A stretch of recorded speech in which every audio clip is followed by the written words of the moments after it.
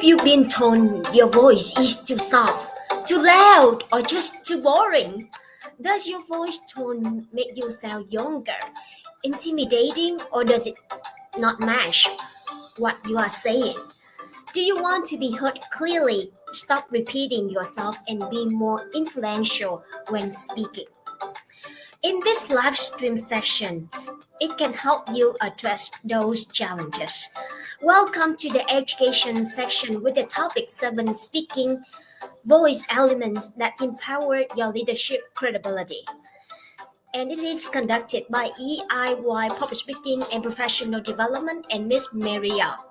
For the past 20 years, she has been empowering people to present on platforms with confidence, competence, and certainty by tweaking the voice, mindset, and message to powerfully communicate with influence. Hello, Miss Maria. Welcome to the education section of EIY. Hello, Anne. Thank you so much for having me here today with you and all of you. Thank you. Yeah. Hello, everyone. My name is An, and I am the founder and CEO of EIY Public Speaking and Professional Development. The first question that I would like to send to Miss Maria is, how important is your voice when communicating? Well, how important is your voice? Well, it is the most important part to your communication. Without a voice and the power of your voice, people do not hear the words. Words alone are not as important as the tone of your voice. So the tone of your voice takes 7 seconds. Within 7 seconds, somebody will know whether they should trust you, whether you're credible, experienced, and whether they want to continue speaking to you. It takes 7 seconds alone. Communication, voice is the most important. The voice is the face of communication. I see. It means that that is the first impression that people are gonna watch you and they're gonna understand who you are, right? Or they can even make the judgment about you as well. Yeah, it's the organ of the soul. The voice is the organ of the soul. Henry Wadsworth Longfellow said that when we're speaking, we're actually opening up our souls with people. We're being vulnerable, we're being open, we're creative, we're intentional, and we're passionate. Now, if you're not doing any of that because you don't have any tone and you're just logically speaking, not using the limbic system, you're just logically thinking about only your words, then you're likely to be missing out on the most important aspect of communication, which is voice tone, and that is non-verbal information. 93% of communication is non-verbal information. And here we are thinking about words all the time and what words to say, what words not to say, without understanding that the tone is very important and the gesturing and the expression of your voice. I understand that voice is really important when we're communicating a message. How can we practice being aware of your voice? Because as you said that sometimes we're not aware of our voice, we just only pay attention to the words itself. Yes. So one of the ways to do that is to record yourself and listen back. See, nobody can hear the sound of their voice inside their head because you can't hear it because it's like it's all stuck inside. And sometimes people say to me, oh, I have a very deep voice. And then I listen and I go, you didn't have a deep voice. Who said you got a deep voice? Well, they can't hear that they speak like this all day. They can't hear it because they're so used to it. So we can't really tell what our voice sounds like until we listen to a recording. And people hate listening to a recording. They listen to a recording, they say, oh my goodness, is that me? I hate listening to myself. Even really good speakers and good singers don't like listening to themselves because it's quite confrontational. But unless we listen, we never know what we're actually creating. And so that's the only way, is to raise awareness by listening back to the recording and then getting some feedback too, because that's really vital, is that we get some feedback about how am I really coming across to people in my team? How am I coming across in my leadership style or in my ability to influence others? How does it come across? And doing some sort of feedback survey with those that you're working with, that can you trust, that will be open with you. Yeah. See. Do you think that recording is a great way to reflect your real voice? Yeah. The recording is your voice. whether that's video. I believe video is different to just audio, because if you're also looking at your face, face and voice together communicate. So our gestures and our expression carries information, non-verbal information that gives meaning to our words. So with those gesturings and the voice tone, we have meaning in our words. And so, yes, it is important you listen back, because that is the way you sound according to the recording. I see. So, in order to understand our voice, it's better to record it, and then we can understand how do we sound, right? Yeah, you can hear your accent. You can hear if you're mumbling.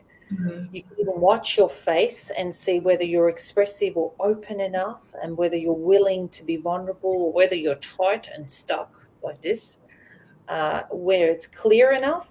You can even have your voice transcribed as you speak. Even on Zoom, you can actually transcribe it. And that will pick up if there's any accent problems, or if there's any words that even Zoom is not picking up. And that's important too, because clarity is important, that we're not mumbling and that we're clear. I see. Then the next question is that after we record our voice already, what is the next step in order to practice in enhance your voice power? Yeah, there are exercises you can do, voice exercises. And I have a course online called 7 Elements to Speaking Elements to help you sound credible and influential. And in that program, there is information and exercises you can do to be clear, to be strong. So you don't sound breathy like that, okay? Because we don't want that kind of tone if you have authority. You know, Margaret Thatcher, which was a prime minister of England, she basically had a voice coach change from her before and after voice. You can even go to YouTube and see how she changed from a very breathy voice to having much more authority in her voice in those days when women weren't in leadership, and she had to really change her voice. So there is a lot of knowledge around and awareness already in leadership that people with stronger voices are paid more money. So how do you do that? You actually exercise your voice with exercises, listen back to recordings, and get a coach. Most of the time it's great to get a coach, because you can't hear and you cannot see the potential of what you can do with your voice. I see. So it means that record your voice, understand your challenges and your strength, and after that, you may want to find down someone to help you. So voice, exactly, because voice is a muscle habit. So it becomes a habit and a tone quality vibration that we get used to. And it's very hard to actually break away from it unless somebody from the outside is helping you. It's very difficult for you to analyze your own voice and change it without that kind of input from somebody outside of you, tweaking and channeling the voice with the use of consonants and vowels, warm-up exercises, all in different pitches and frequencies.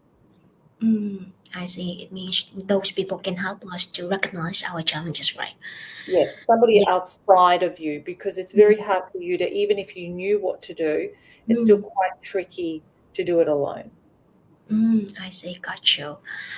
As you said that whenever you have a stronger voice or your voice has power, you can increase your pay in corporate world. But if some people they have natural soft voice, it means that sometimes it's really hard for them to project their voice louder. So what do you think? What are the factors that it impacts your volume, and how can you project your volume to gain credibility in corporate world? Okay, so projection doesn't mean that you're louder, because sometimes louder can be also forceful, Yeah, and it definitely. also can sound aggressive, and it can sound intimidating. Yeah. And louder isn't pleasant. What we want is a fuller, more resonant voice. So in other words, we want the same piano, for example, to play beautifully. If you have a more expensive and more sophisticated piano, it will play more beautifully. Or guitar, it'll sound better because of the wood quality and the shape of it. creates a beautiful sound, as opposed to a cheaper version of a guitar or a cheaper piano. So we're talking about resonance. So when the vibration and the frequencies of your voice is more balanced, like a PA system, low, medium, and high, when it's more balanced, your voice will be projected, will be more full, and it'll be more free. And that's different to just becoming louder. Softer, breathy voices are not leadership voice. It's not a leadership voice. It's a nurturing voice. It's beautiful for caring for children and for doing more meditation and softer work like hypnosis or meditation or counseling, but it is not the voice of somebody who leads and gives instruction, or somebody that has to create guidance. A teacher, for example, a trainer, a mentor, a coach should not have a breathy voice because it lacks strength, and breathiness is also fatiguing for the voice. It can cause a lot of damage, and huskiness. So we need to be very careful what we mean by that. A soft voice can also be culture. Some cultures want women to speak softer because it makes them more subservient and quieter and humbler. But it's not always a great voice for leadership. Yeah, definitely. How can you know that your voice is full enough? Feedback again. Feedback. And you would need to speak to a voice coach because they know the potential of your voice. Just generally speaking, the feedback would be that people would be asking you to speak up, please speak up, can't hear you. Your manager might give you feedback and say you're always quiet, you're not speaking out. And when you do speak, people take over, they override you, you're not heard. And they're all clues that your voice is too soft and it's minimized, it's too small. So a soft voice can also make you look smaller and more minor. Okay. So a stronger voice lifts your presence. And I'm not talking about yelling or shouting. That's a totally different subject. We're talking about a full voice shows authority, maturity, and strength. Deep breath. It has a deep breath, a belly breath. The larynx is lower. It's more calming and it's more reassuring. And it has stronger leadership capacity. So how can you tell? Is you usually get feedback, people take over when you speak and you're not heard. You become the quieter one in the meeting. That's all to do with a soft voice. It gives people the impression that you want to take the back seat. You want to be small. You want to stay in the background. I see. That's the message it gives people. I think one of the reasons why many corporate professionals couldn't get promotion in their work is not just because of their specialization, but it's more about the voice, or it's more about the executive presence that they project themselves, or Very their true. voice in particular, right? Yeah. So it's non-verbal information. So the executive presence is about presence, and people say, what does it mean? Well, it means a lot of things. Executive presence is not just about intelligence, but it's about presence. Presence is who's showing up, and how are you showing up? And when you show up, what do people feel? Yeah. How do they feel? Do they feel safe? Do they feel good? So we also want to show up with a presence that says to others, you are safe, you matter, we value you. You see, so authority in a strong voice does not mean it intimidates people, or that you're not friendly, or that you're going to be bossy. It does not mean that. That's not executive presence. Because an executive would be great leadership presence, higher level presence. Presence is something we feel, not so much something we do. Yeah. So it's more about being mindful, and it's more about awareness. And awareness is about a higher level consciousness, which really is about creating space for others and you being there as a leader. In fact, doctors in America are sued because they are missing two qualities. The ones that are sued, when they're giving people a diagnosis, they're missing two qualities. The first one is they do not deliver the information with some sense of authority and leadership and strength. They don't do that. And the I see. second thing they're not doing is also having empathy in their voice. So they Oh, don't show empathy, calmness, and warmth. So I when see. you're unable to do both the strength and the leadership and the empathy and the warmth and the calmness together, that is what I believe is executive presence when it comes to voice tone. The voice tone, to be authentic, has to be matched with gesturing and body language and facial expression. All of that is creating meaning that, we're here for you and you're safe and you matter. Mm. There are 2 points that I picked up from your sharing. The first one is the way that you can project your confidence is based on your the first thing is your confidence, and the second one is your empathy. It means your warmth Yeah. that to project your executive presence. And the second point that is answer a question: do you think that your voice is shaped by your personality or the way you bringing up?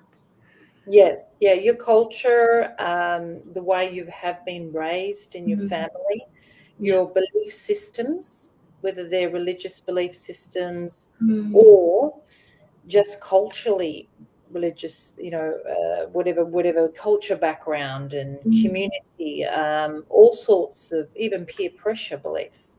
All of that affects how we show up and how vulnerable we want to be, how mm, intelligent we want to be, because mm, emotional intelligence is very much a part of executive presence. Emotional intelligence should be one of the most important criteria that we look at in mm. order to communicate more powerfully. I And see. and that includes awareness of self and awareness of others, Mm, authenticity, emotional reasoning, that you're comfortable to tell people why it is you say what you say. You're mm, comfortable, you're open, and then self-management, and then inspiring performance. So emotional intelligence, that's important. But in order to do that, some of us have to break our old rules. We have to review what we believe, and if those belief systems are still working for us, we need to be courageous and step mm, up from limitations that are created around religious, spiritual, or cultural beliefs and mm. rules and values that can limit you. And so it's a big subject. Sure. Communication, your voice is always the way you believe. And I feel like having a drink. Do you mind? Because water is very important when you're speaking. Yeah, definitely, Ms. Maria. One of the problems that I think our viewers having right now is whenever we speak in English, we have some redundant words or filler words such as Yeah. how can I say yeah, like that. They keep saying that in order to pause before they come to the next point. How can we address that challenge? By accepting space, by allowing pauses. Mm, We need space between words. If there's no space, mm, there's no breath. I see. It's a pause is an opportunity for a breath. A Mm, pause is an opportunity for somebody to hear what it is that you said, to process what it is that you said. You can always use the pause to help people hear your words in a more meaningful way. But if you fill it with ums, ers, and mm, there's no pause. There is no space. It would be equivalent to writing and joining all the words together and creating no space. mm, And we cannot see the words without space. mm, Also, full stops are important, aren't they? Capital letters, paragraphs, and sometimes chapters. We need all of those to create meaning in our words and separation from one thing to the other. So, how do you stop that? Is virtually you need to respect space mm, and you need to be calm and just pause. mm. I see. Practice. Record yourself, listen back to a video, listen back to a recording, and have a listen. Are you pausing for too long? Does your pause sound natural? I got your point. I even see some people were trying to pause, but they feel awkward with the pauses. Yeah. Because just suddenly that they just stop there, they don't say anything else. They just feel awkward because of that pause, and instead of feeling that awkwardness, they will say something like feel worse. How can we overcome that awkward feeling in order to pause, like what you suggested? You need to be more calm, more Mm, peaceful. Practice meditation. mm, The more we practice meditation and mindfulness of our communication, the more we can, during the day, just listen. Like right now, we have the rain, mm. just listening to the rain, I see, being the listening present. to the wind, being present. And Mm, practicing that during the day should help you mm, become calm when you speak. Because the reality is, executive presence is calmness. You should mm, not be busy talking, too fast, too busy. And sometimes we're speaking too many words, and it's not necessary. mm. You know what? I find calmness in your voice when you say calmness. That's the Calmness is powerful. Yeah, very powerful. Very Mm. powerful. Yeah. Some people falling into the trap of monotone Yeah. expressions. How can we overcome that challenge, Miss? Because I know that pitch is really important when you speak. It creates variety in your voice. Yeah. Yeah. Yeah.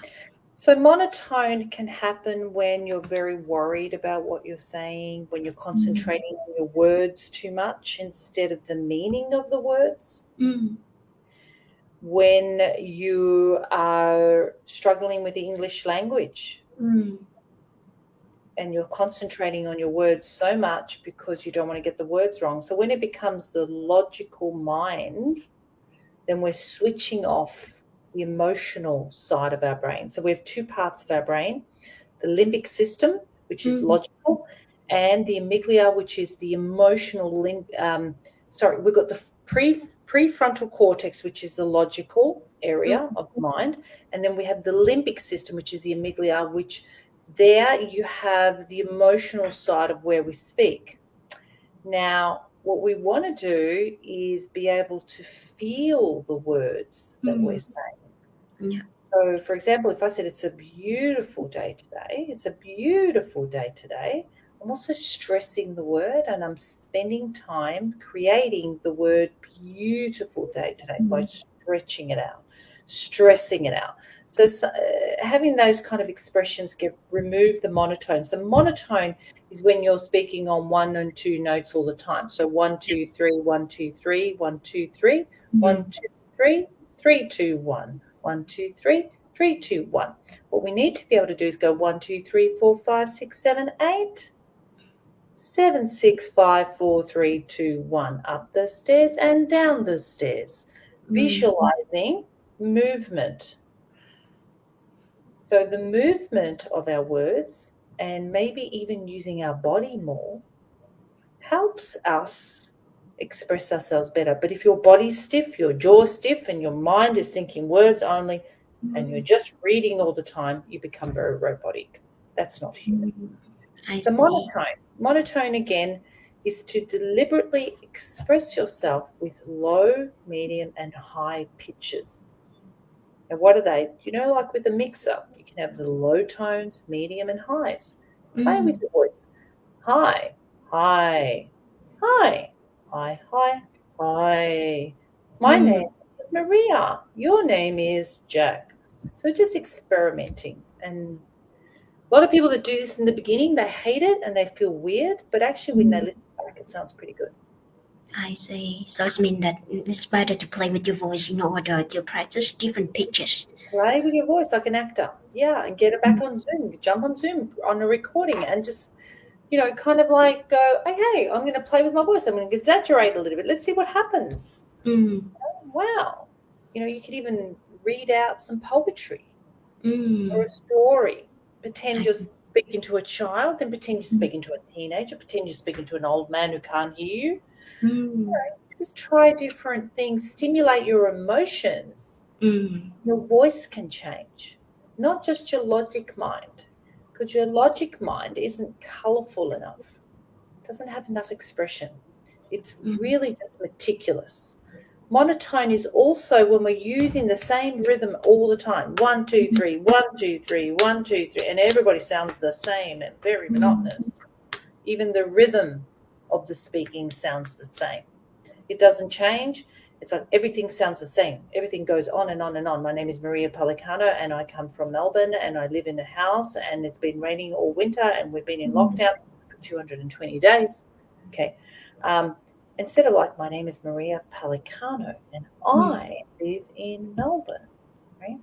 So I'm just expressing myself by not being so logical about it, but meaning. I see. Do you think that sometimes we have monotone voice just because we don't put enough emotion into what we are saying? 100%. Yes. It's because of that. It's because we're not attaching emotion and meaning. And so people say, but how can I put emotion? Yeah. Emotions are very important. That's what makes us different. The reason why we can tell one person reading the same document from another person is because they express it differently. Even two great singers will sing the same song and express it differently because their voice is unique when it comes to the expression of it. But if we don't allow that and we need to be the same as everybody else, then we become monotone. And the other thing is warming up. Like we have a warm-up exercise like this. See?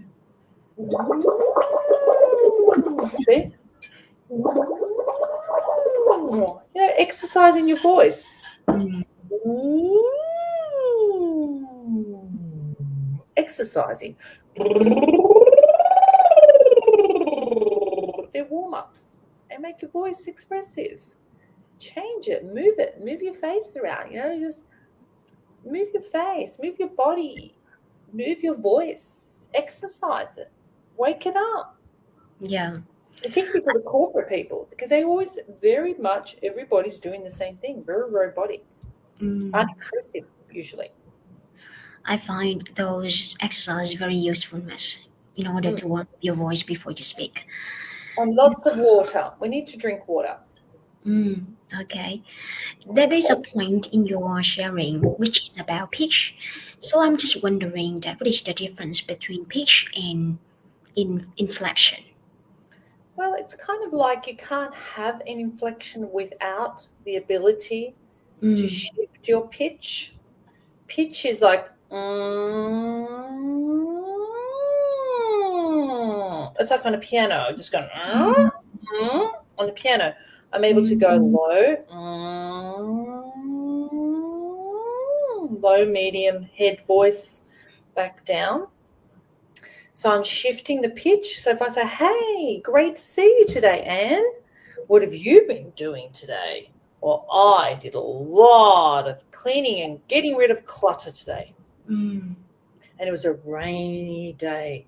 So I'm just shifting my voice to be more expressive, to be more interesting. Some people don't get hypnotized because I'm always speaking at one level and I never change. And it's so boring that I cannot follow. But if you're shifting your voice and changing it and being more expressive, right, then that helps other people engage with you because it's just more interesting. So your question was, what is the difference between pitch, or how is pitch and inflections? Is that right? Intonation, inflection. Now, intonation would be like, how are you today? How are you today? I'm really good. See, how are you today? I'm really good. How are you today? I'm really good. That's monotone. How are you today? I'm really good. And then, that's always at one level. How are you today? I'm really good. And what did you do today? Well, I don't know what I did today because everything sounds the same and I can't even tell anymore. Right? So there's like 1, 2 notes. But if I say, how are you today? Yeah, I'm really good. today I did a lot of cleaning. Wow. Mm. And I got rid of things I could never do 2 years ago. I was saving things, but today I could just clean them out. You see, so I'm using inflection and intonation to allow that voice to be more expressive. Mm. Okay, so if you wrap up the definition of inflection and pitch into one sentence, what is the difference? Well, intonation requires pitch, Mm. a variety of pitch, Uh, low, medium, and high. My name mm. is James Bond, right? Medium, low.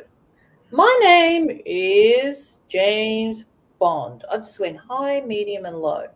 So Mm. pitch, that is pitch, and that's intonation. Now, intonation would be the ability to use pitch Mm. well, I see. but you can't have an intonation, you can't use intonation without the ability for your voice to be flexible enough Mm.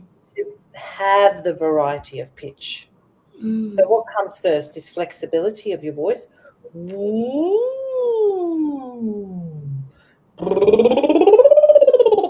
Some people's Mm. voices are so stiff it doesn't change because they don't do exercises. They don't know where to start. A lot of men don't have high pitch. A lot of women don't have low pitch, right? Mm. So therefore, the pitch is limited, and therefore I would Mm. say their ability to have intonation and Mm. inflections when they're speaking is going to be limited.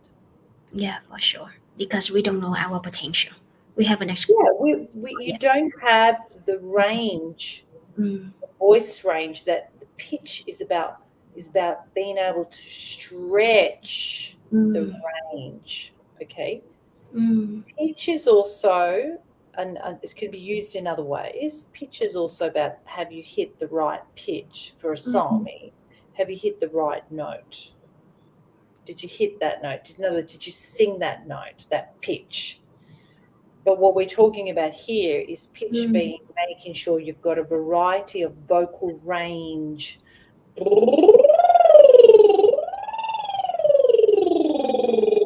So that's range, flexible range. So then I can use my voice in many different ways and be more expressive. So then I'm not monotone. And so then I can communicate more interestingly and create more meaning and be more memorable. Yeah, sure. So You the see how it definition. kind of works together? Yeah.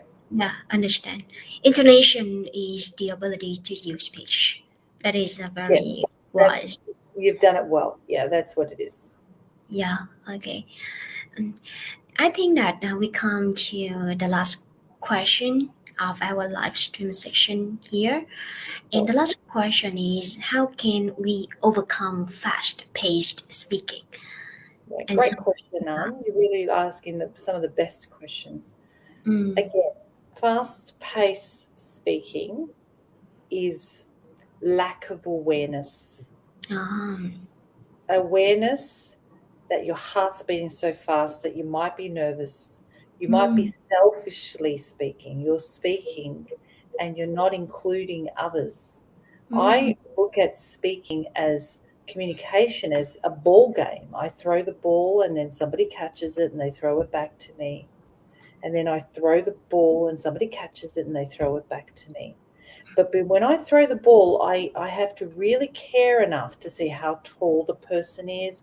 Are they a child? Are they a teenager? Are they an adult? Are they an old person? How big are their hands? Where are they positioned? I want to throw the ball so then they can catch it successfully and throw it back to me. If mm, there's no exchange, there is no communication. When sure. I'm speaking fast, Mm, usually people are so into themselves, they're just really, it's as if only they exist. They're not mm, meaning it that way, but if you actually observe it, a mm, person that's speaking fast is not including the other person because yes. speaking fast Mm, is not useful. Now, yeah. some cultures think that speaking fast shows that you're intelligent because your mind is fast and that Mm, you're intelligent. However, it's not effective because it's not creating enough space, like we were talking about before. There's no space. It's associated to anxiety.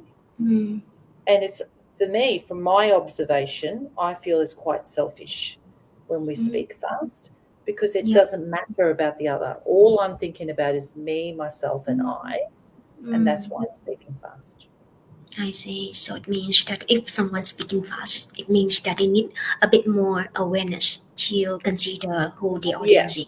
So awareness of yourself, recording Mm. yourself, watching some videos, getting some feedback, relaxing your nervous system. That is, maybe your heart's beating too fast. Maybe you've had too many stimulants and coffee and whatever else is causing you to speak so fast. And perhaps your parents spoke fast, so you do, and your leaders have spoken fast. Yeah, I mean, if you're in a group of people and everybody speaks fast, it's not going to matter. But if you're speaking globally now, like we do, we speak to people from all over the world, and English often is a second language, and so we need to slow it down and create space. So awareness around that is important, and feedback again, or recordings of yourself. I see. I think that one of the key takeaways that I got from our sharing today is to be awareness, and to raise your awareness, to be aware of your voice, of where you are right now, and then you're gonna ask yourself what is the next step in order to develop your voice and project your leadership ability. Yeah, and a lot of communication is more about listening than speaking. When we're speaking fast, we're actually not listening, and we're not reading the atmosphere. We're not reading the body language of the other. We're so into ourselves that it's as if I'm throwing the ball, throwing it, and I don't care if you catch it or not. I'm just going to throw 20 balls. If you catch it, that's up to you. If you don't Yeah. catch it, that's got nothing to do with me. Well, that's not communication. That is not a dialogue. That's a monologue. It's all about you, yourself, and I. And I believe that communication is truly about engaging together, exchanging, engaging, and a lot about listening and curiosity, stillness, expression, and serving the other to make it easy for the other to listen, because it is all about the other. A successful communicator will make it all about the other. Yeah, definitely. That is a very wise message. Thinking about your audience when you communicate your message. That is a dialogue. Well, that's the point of it, to ask yourself, why am I even speaking? If this is all about me, myself, and I might as well just do a Zoom meeting by myself, a telephone call by myself, and just get it out. Get it out of your system. But it's not about getting it out of your system. It's about dialoguing. One of the main reasons why I really like my job to be a moderator and interviewing speakers because I learn so much from speakers. And today there are so many things that I learned from you, Miss Maria, because you showed me one of the first steps to improve your voice is to be aware, and also some tips in order to get over some of challenges of our voice. Thank you so much for that. On behalf of our viewers, I feel grateful. And Right. hello, everyone. We will see each other again tomorrow with one of the controversial topics in workplace. That is speaking up in meetings. I think that is a very hot topic that our corporate professionals are looking for. And I hope to see you again at 6:30 tomorrow night. Yeah. And thank you so much, Miss Maria. Yeah. That's okay. And one more thing. So if anybody wants any of those courses that we were talking about, we'll provide the links. Yeah, I did. Yeah. Oh, already. Okay, that's great. So there's a special offer there. And so thank you very much. And I appreciate it. I hope you guys are out there. I didn't see anybody, but I'm sure there is people listening. That's great. Thank you. Yeah.